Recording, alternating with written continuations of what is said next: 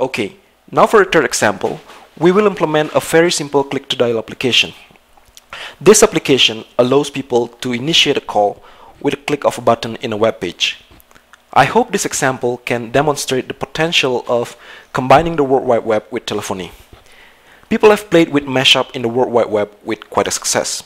Some players are now trying to extend it to the telephony world, and that's becoming more practical thanks to protocols like SIP and frameworks like the SIP-servlet.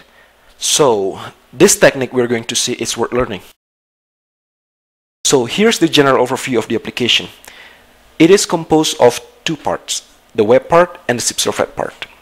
The user starts by accessing the web part that displays a web form containing two text fields for the address of the two parties to be put on a call. By pressing the Make Call button, the data in the fields will be sent to the plain HTTP servlet, which will initiate a call between the two parties. What will happen next is, on the web browser, the page shows the progress of the call through its life cycle. The page refreshes every 1 second, and it should be something like this. It is easy to imagine that from the HTTP servlet that generates the page, you need to access the SIP sessions whose progress you'd like to display. This can be achieved easily by navigating from the HTTP session to the SIP application session, and from there, you arrive at the SIP sessions you're interested in. This is the key point. The ability to link HTTP session and SIP session in a way provides the foundation for a real-time convergence between web and telephony. That is all. Conceptually, it's fairly simple. That's the basic aspect of third-party call control. Now, let's just code it. Let's start from the page that displays the form. It's going to be the first page that the user sees, so we make it as the index.jsp. There's nothing fancy here. We just put two text fields. The first one is named caller SIP URI, which now I think I should have named it party A. But anyway, and there's another one is callee SIP URI, the party B. And then there's a button that when it's clicked, a request will be sent to servlet name click-to-dial servlet. Alright, now let's move to the HTTP servlet that will be invoked when the make button is clicked. We name it click-to-dial servlet. Here it is. Basically, these are the things that it does. Step 1. With the help of the helper method in the class SIP factory, which is accessible through the servlet context, we create a SIP application session object. Step 2. We store that SIP application session object as an attribute of the HTTP session. So, like I've mentioned, we can navigate to the SIP realm from the web realm at some later points. Step 3. With the same SIP factory, we create an invite request. The destination of the invite is the one specified as the caller SIP URI. Well, it is a bit misnamed because neither of those two parties to be put on a call actually initiate the call. So maybe a better name would be party A.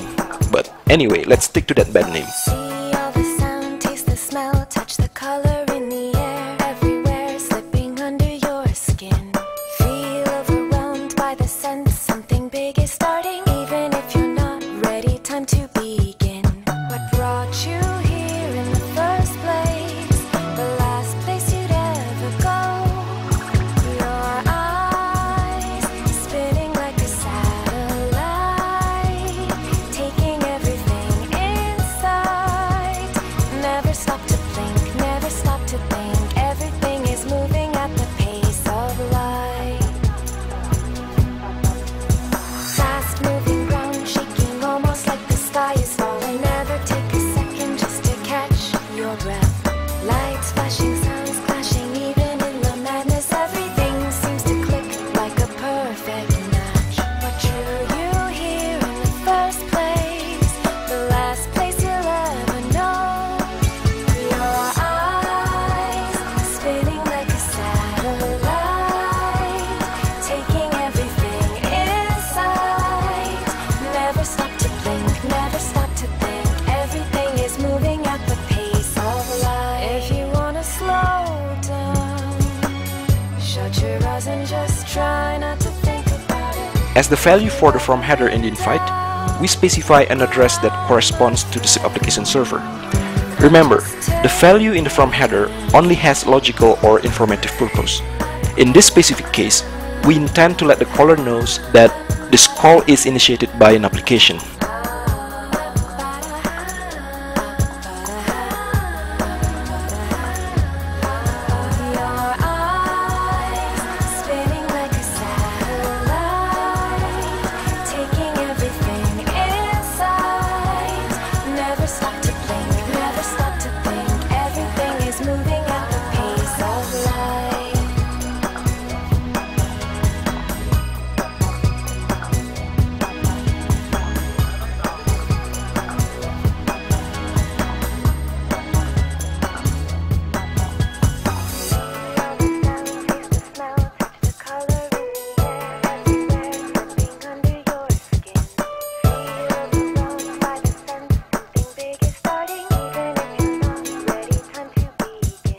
Another thing to note here is for the message body of the invite, we put a non-hold SDP.